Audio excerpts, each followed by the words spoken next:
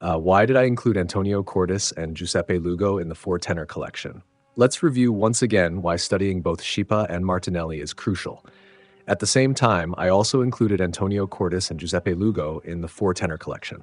Why? Here is my analysis. Warner 1. Antonio Cortis, the tenor who inherited Caruso's vocal style.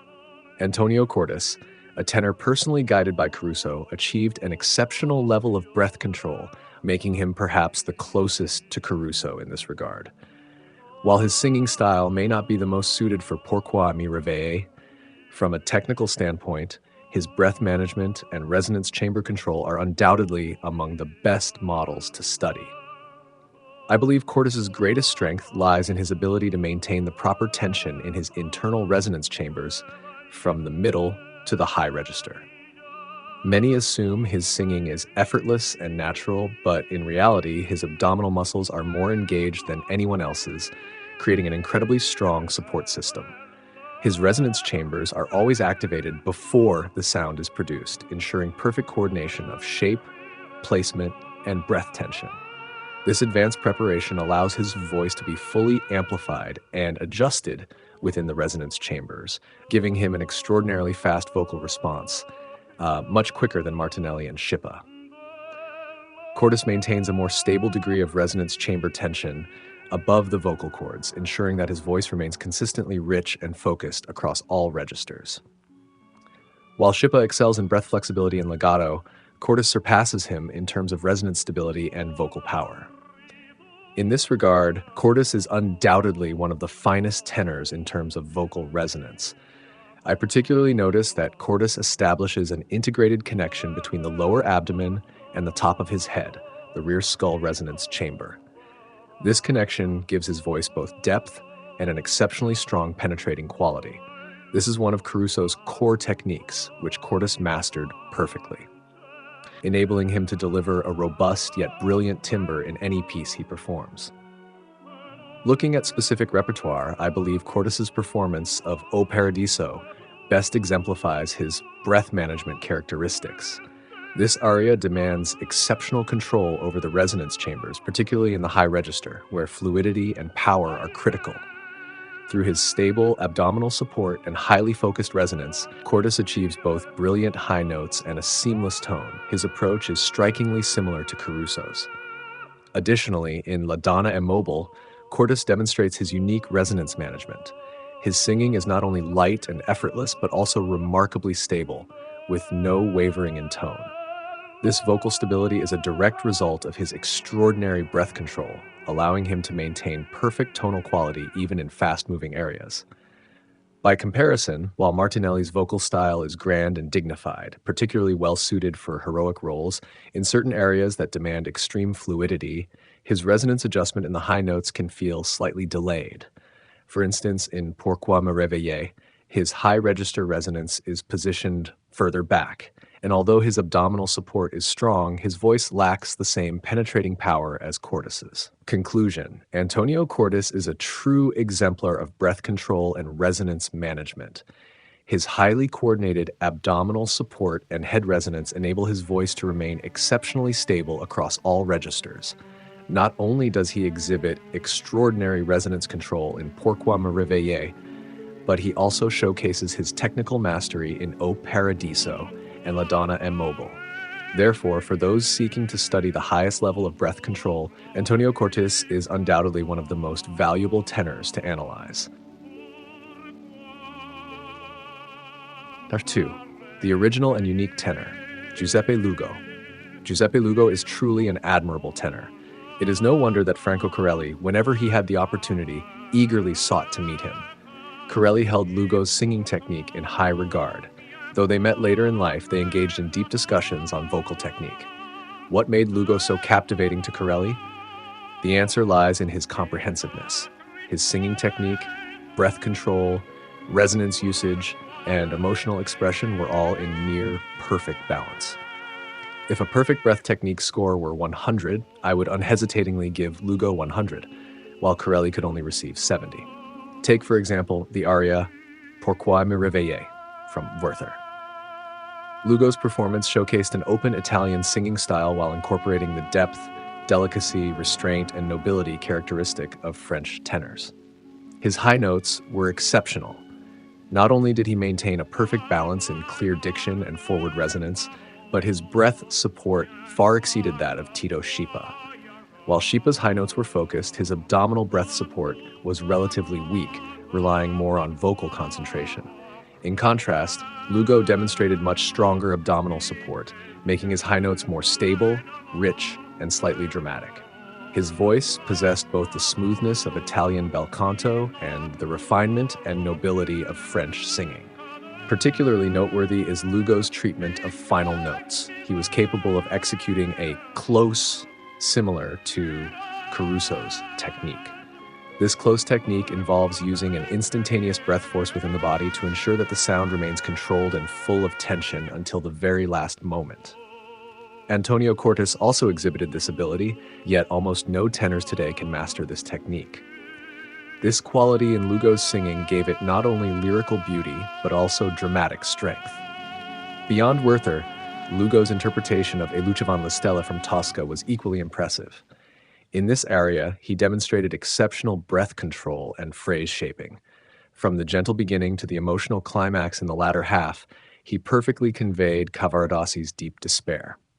This aria demands extreme breath control, and many tenors struggle to maintain tension in the second half due to insufficient breath. However, Lugo maintains stable support throughout, delivering breathtaking power in the high notes. Similarly, in Ah, Fouillet's Douce Image from Manon, Lugo showcased his perfect command of the French style. His voice in this aria combined lyricism with inner tension. Particularly in the extension of high notes, he skillfully utilized breath to make the melodic lines smoother and more radiant. This style of singing is precisely what many modern tenors lack.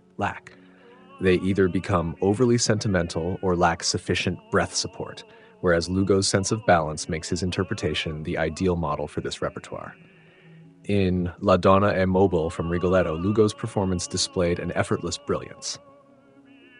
His voice had both light agility and the noble bearing of a prince, contrasting sharply with many tenors who either sound too frivolous or overly forceful. He allowed the notes to flow naturally rather than deliberately exaggerating for effect, truly embodying the essence of traditional Italian bel canto. Lugo's singing artistry was extraordinary not only because of his technical mastery, but also because of his deep understanding of different styles. He seamlessly integrated the finest elements of Italian, French, Spanish, and even German vocal traditions. This ability made his performances both representative of his own national style and adaptable to a broad range of repertoire. This versatility was precisely what Franco Corelli admired. Compared to Antonio Cortis and Giovanni Martinelli, Lugo's singing was more lyrical but did not lack dramatic intensity.